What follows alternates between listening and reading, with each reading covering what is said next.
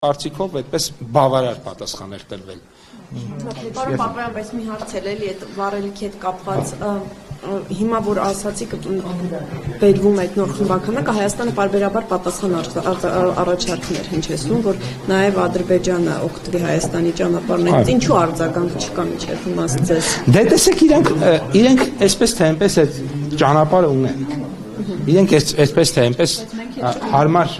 ճանապարհներ ունեն, այդպես վստահ եմ, որ ինչ որ փուլում իրենք օգտվելու են, իրենք շարունակում են բավականին երկար եւ ծախսատար ճանապարհներից օգտվել, բայց Հայաստանի առաջարկը չընդունել, ինչու։ Ես ենթադրում եմ, որ սպասում են ամբողջական կարգավորմանը,